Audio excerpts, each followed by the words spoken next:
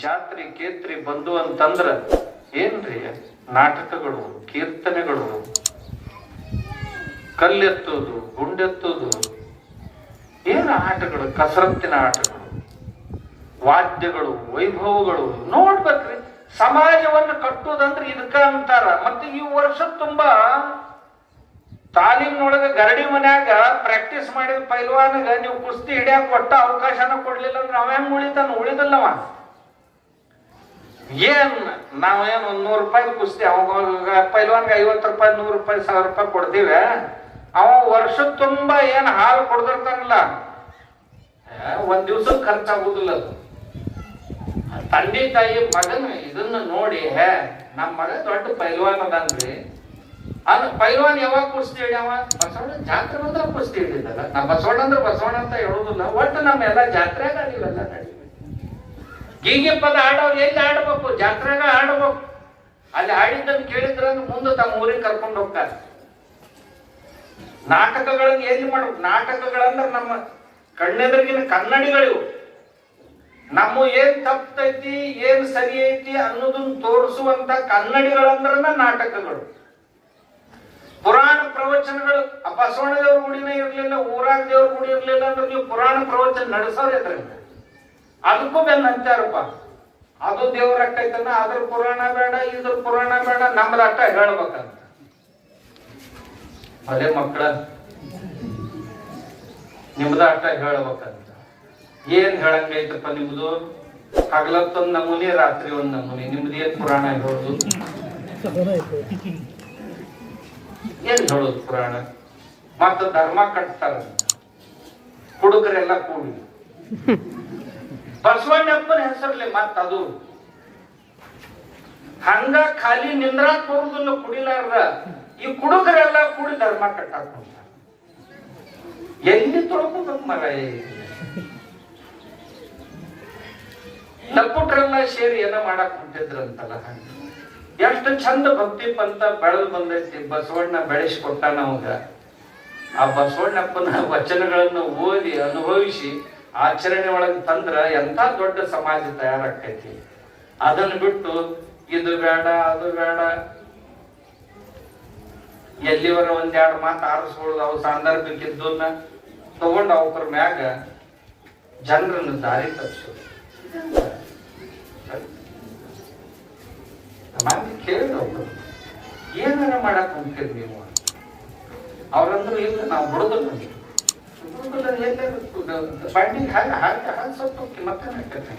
ಸಮಾಜ ಏನು ಸಂಸ್ಕೃತಿ ಕಟ್ಕೊಂಡು ಬಂದೈತಲ್ಲ, ಅದು ಬದಲಾಗುವುದಲ್ಲ.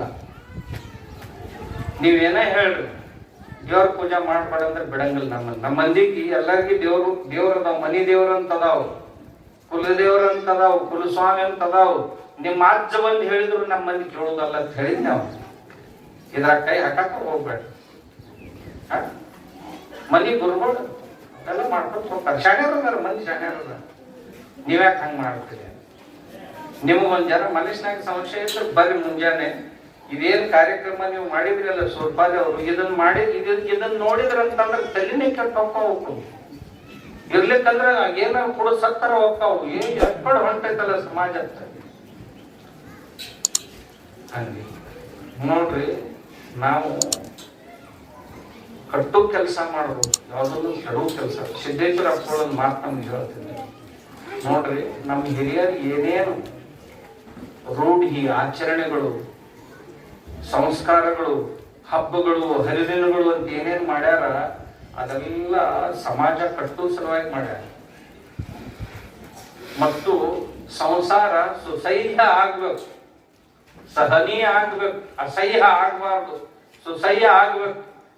ಅದರ ಸಲಾಗಿ ಅಂತ ಅವರೆಲ್ಲ ಮಾಡ್ಯಾರ. ಹಿರಿಯರು ವಿಚಾರ ಮಾಡಿ ಪ್ರತಿಯೊಂದನ್ನು ಎಲ್ಲೆಲ್ಲಿ ಏನೇನು ಕುಂದರ್ಸ್ಬೇಕಂತ ಕುಂದರ್ಸ್ಯಾರ. ನೀವು ಯಾವನ್ನು ಕೆಡಿಸ್ಬಾರ್ದು ಅಂತ ನಮಗೆ ಮೇಲಿನ ಮೇಲೆ ತಾಕೀತ್ ಮಾಡ್ತೀವಿ. ಏನು ಕೆಡಿಸ್ಬಾರ್ದು ಇದ್ರೊಳಗೆ.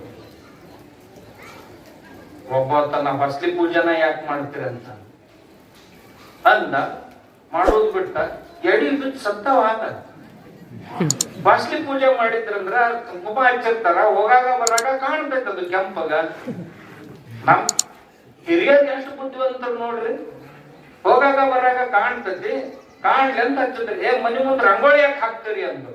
ಅದು ರೊಕ್ಕ ವ್ಯರ್ಥ ಹೋಗ್ತೈತಂದು. ಆ ರಂಗೋಲಿ ಯಾಕೆ ಹಾಕ್ತಿದ್ರು ಗೊತ್ತೈತ ನೀವು? ಇರಿಬಿ ಪರಿಬಿ ಇಂಥವ್ ಸಣ್ಣ ಮನ್ಯಾಗ ಹರಿದು ಬರಬಾರ್ದು, ಅಲ್ಲೇ ನಿಂದಿರ್ಬೇಕಂತ ಹಾಕ್ತಿದ್ರು. ಪ್ರತಿಯೊಂದಕ್ಕೂ ಅರ್ಥದವು ತಿಳ್ಕೋಬೇಕಷ್ಟ.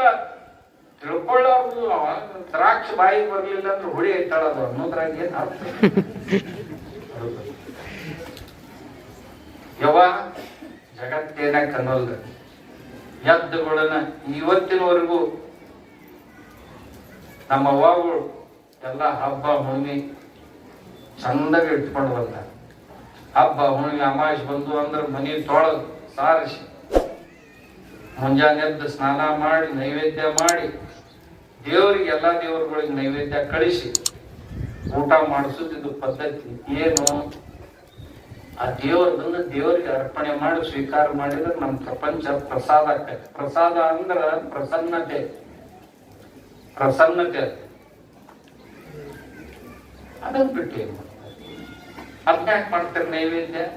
ಅದೇನ್ ದೇವರು ಅದನ್ನ ತಿಂತೈತೆ? ನೀನು ಮನ್ನಪ್ಪ ಯಾವನ ಹೇಳಿದ್ ನನಗ, ಬಸವಣ್ಣವ್ರ ಒಂದು ವಚನ ಹೇಳ್ಯಾರಿ. ಹೇಳಿರ್ಬೇಕು ನಾಗಪ್ಪ ಹಾಗೆ ಎರಿಬೇಡ ಅಂತ ಹೇಳ್ಯಾರ. ಹೇಳಿರ್ಬೇಕು ಯಾವ್ದೋ ಪ್ರಸಂಗ ನೋಡಿ ಏನೋ ಅನಾಹುತ ಆಗಿದ್ದ ನೋಡಿ ಒಂದು ಸಂದರ್ಭ ಮಾತು ಹೇಳಿರ್ಬೋದು. ಆದ್ರ ನಾಗರ ಪಂಚಮಿಗೆ ಹಾಕ್ತಾರಲ್ಲ. ಯಾಕಲ್ಲ?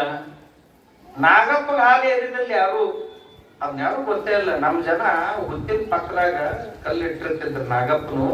ಅದ್ರ ಮುಂದೆ ಹೋಗಿ ಹಾಲು ಎರಿತಿದ್ರು. ಹಾಲು ಎರೆದು ಕೂಡ್ಲೆ ಬೆಲ್ಲ ಹಾಲ ಇರ್ತಿತ್ತು. ಆ ಬೆಲ್ಲ ಹಾಲಿಗಾಗಿ ಎಲ್ಲ ಹುಳ ಬರ್ತಿದ್ವು ಅಲ್ಲಿ. ಆ ಹುಳ ತಿನ್ನಕ್ ಹಾವು ಬರ್ತಿತ್ತು. ಹಾವಿನ ಸಲಾಗಿ ಎಲ್ಲವೂ ಹುಳದ ಸಲಾಗಿ ಹಾಲು ಹಾಕಿದ್ದು. ಇವಕ್ ಬುದ್ಧಿನೇ ಇಲ್ಲ. ಏನೋ ಅನ್ನಕ್ ಹೋಗ್ತಾವ.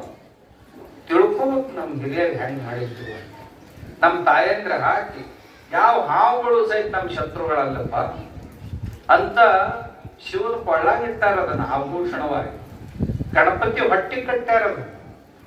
ಪಾರ್ವತಿಯ ಕೈಯೊಳಗ ಉಂಗ್ರ ಮಾಡ್ಯಾರ ಹಾವಿಂದು. ಯಮನಿಗೆ ಕೋಣ ವಾಹನ ಮಾಡಿದ್ರು. ಗಣಪತಿಗೆ ಇಲಿ ವಾಹನ ಮಾಡಿದ್ರು.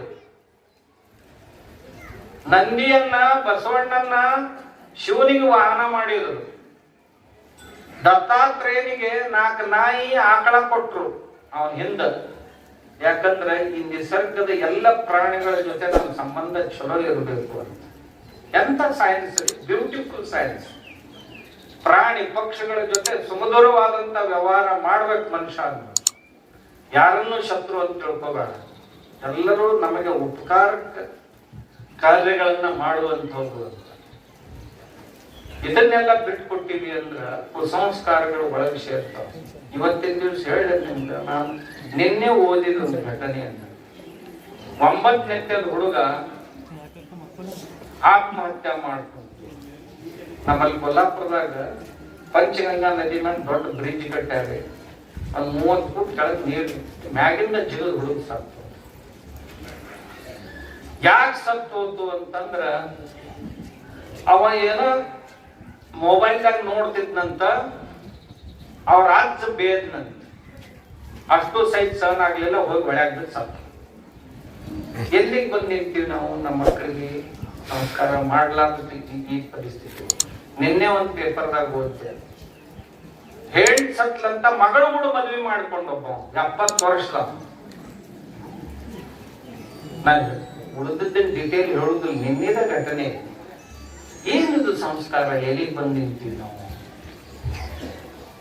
ಅಲ್ರಿ, ಮದುವೆ ಆದ 6 ತಿಂಗಳೊಳಗ ವಿವಾಹ ವಿಚ್ಛೇದನೆ ಮಾಡಿಕೊಳ್ಳುವಂತವ್ರ ಸಂಖ್ಯೆ ವಿಪರೀತವಾಗಿ ಬೆಳೀತಾ ಇದೆ. ಬೆಂಗಳೂರು, ಪುಣಾ, ಮುಂಬೈ, ದಿಲ್ಲಿ, ಚಂಡೀಗಢ ಇಲ್ಲೆಲ್ಲ 60%, 100ಕ್ಕೆ 60 ಮಂದಿ 6 ತಿಂಗಳೊಳಗ ವಿವಾಹ ವಿಚ್ಛೇದನೆ ಮಾಡ್ಕೊಳಕತ್ತಾರ. ಯಾಕೆ ಹಿಂಗ? ಸಂಸ್ಕಾರದ ಅಭಾವ. ಸಂಸ್ಕಾರದ ಅಭಾವ. ನಿಮಗೆ ಹೇಳ, ನಾವು ನಮ್ಮ ಮಕ್ಕಳನ್ನ ಕಾಲೇಜಿಗೆ ಕಳಿಸ್ತೀವಿ. ಅಲ್ಲಿ ಹೋಗಿ ಏನ್ ಮಾಡ್ತಾರೆ ಅದು ನೋಡುದು. ನಮ್ಮಲ್ಲಿ ಒಬ್ರು, ನಾ ಹೆಸರು ಹುಡುಕ್ಲಿ ಯಾರ್ದು, ಬಹಳ ದೊಡ್ಡ ಮನುಷ್ಯರ ಅವ್ರ ಸಮಾಜದೊಳಗೆ. ಒಂದ್ ಬಾರ್ ಕಟ್ಟಾರ, ಬಾರ್. ಆ ಬಾರ್ನೊಳಗ ಹುಡುಗಿಯರಿಗೆ ದಾರು ಫ್ರೀ ಇಟ್ಟಾರ, ಹುಡುಗರಿಗೆ ರೊಕ್ಕ ಇಟ್ಟಾರ. ನೀವ್ ಒಂದ್ ಜರ ಚೌಕಶಿ ಮಾಡ್ರಿ, ನಿಮ್ಗೂ ಹೆಸರು ಗೊತ್ತಾಕೈತಿ. ನಾ ಹೇಳುದ್ ಚಲೋ ಅಲ್ಲ. ಅಂದ್ರೆ ಏನ್ ಮಾಡಕ್ ಹೊಂಟಿವಿ ನಾವು? ದಾರಿ ತಪ್ಸಕ್ ಹೊಂಟಿವಿ. ಇವತ್ತಿನ ದಿವಸ ಸ್ಕೂಲು, ಕಾಲೇಜು, ಹೈಸ್ಕೂಲ್ದಾಗ ಸಹಿತ ಡ್ರಗ್ ಬಂದಾವ. ಅಫೀಮು ಅಂತ ಏನ ಕರಿತೀವಲ್ಲ, ಅದು ಪಾನ್ ಪಟ್ಟಿ ಅಂಗಡಿಯಾಗ ಸಹಿತ ಮನೆಗೆ ತಂದು ಕೊಡ್ಲಕಂತ ಅಪ್ಪ ಅವ್ರು ಸಹಿತ ಗೊತ್ತಾಗೋಲ್ದು ಎಲ್ಲಿಂದ ಬರಕಂತಿದ್ದು ಅಂತ. ಹುಡುಗರು ತಲೆ ಕೆಟ್ಬಿಟ್ಟಾವ. ಕಾಲೇಜ್ ಹುಡುಗರು, ಹುಡುಗಿಯರು ಅಫೀಮ್ ಸೇವನೆ ಮಾಡಕಂತಾರ. ಅಪ್ಪ 6 ಲಕ್ಷ 8 ಲಕ್ಷ ಫೀ ಕಟ್ಟಿ ಕಾಲೇಜ್ ಹಾಕ್ಯಾನ, ಹಾಸ್ಟೆಲ್ ಹಾಕ್ಯಾನ. ಹಾಕಿದ್ರ ಇವ್ರು ಅಲ್ಲಿ ಹೋಗಿ ಮಾಡೋದೇನು ಅಂದ್ರೆ ಇದು. ಯಾಕೆ ಹಿಂಗಾಯ್ತು ಅಂದ್ರೆ ನಾವು ಎಲ್ಲೋ ಕೆಟ್ಟಿವಿ ಅಂತ, ನಮ್ಮ ಸಂಸ್ಕಾರಗಳು ಕೆಡ್ಲಾಕತ್ತವು. ಮೊನ್ನೆ ಘಟನೆ ನಡೀತು ಪುಣಾದಾಗ. ಹುಡುಗಿ ಲವ್ ಜಿಹಾದಕ್ಕೆ ಒಳಪಡ್ತು. ಒಬ್ಬ ಯುವಕನಿಂದ ಹೋದ್ಲು, ಮುಸ್ಲಿಂ ಯುವಕನಿಂದ. ಒಂದ ಮಗಳು. ಅವ್ರ ಅಪ್ಪಂದ, ತಂಗಿ ನೀವು ಹಾಗಂದ್ರೆ ನಾವು ಬದುಕುದಲ್ಲಿ ಸಾಯ್ತೀವಿ ಅಂತ. ಅವ್ರವ್ ಅಂದು, ನೀ ಹಿಂಗ್ ಮಾಡಿ ಏನ್ರ ಮನಿ ಬಿಟ್ಟು ಹಾಗೀಗ ಅವನಿಂದ ಅಂದ್ರೆ ನಾವು ಊರ್ಗ್ ಹಾಕೊಂಡು ಸಾಯ್ತೀವಿ ನೋಡು ಅಂತಂದು. ಇಷ್ಟೆಲ್ಲ ಹೇಳಿದ್ರು ಮಗಳಿಗೆ. ಆಕೆ ರಾತ್ರಿನ ಹೋದ್. ಮರುದಿವ್ಸ ಮುಂಜಾನೆ ಅವ್ರವ್ ಊರ್ಗ್ ಹಾಕೊಂಡು ಸತ್ತಿ. ಚಲೋ ಕುಟುಂಬ, ರೊಕ್ಕಿದ್ದವ್ರು, ರೊಕ್ಕಿಸ್ತ ಹೆಂಗ್ ಮಂದಿಗೆ ಮಾರಿ ತೋರ್ಸುದ್ ನಾವಿನ್ನ ಅಂತ ಅವ್ವ ಸತ್ತು. ಹೆಂಡತಿ ಸತ್ತದ್ದನ್ನ ನೋಡಿ ಗಂಡನಿಗೆ ಶಾಕ್ ಆತು, ಬ್ರೇನ್ ಹೆಮರೇಜ್ ಆಗಿ ಪ್ಯಾರಲಿಟಿಕ್ ಆಗಿ 3 ತಿಂಗಳಾತು. ಇನ್ನ ಹಾಸ್ಪಿಟಲ್ದಾಗ ಅದ. ನಮ್ಮಲ್ಲಿ ಹೋಗಿ ಮಾತಾಡಿಸ್ಕೊಂಡು ಏನೋ ತಿಳಿದಿಲ್ಲ, ಹಂಗಾತಿದ್ದಾನೆ. ಏನ್ ಮಕ್ಕಳಿಗೆ ಜನ್ಮ ಕೊಟ್ಟು ನಾವು ಇದನ್ನ ಅನುಭವಿಸುವುದೇನು?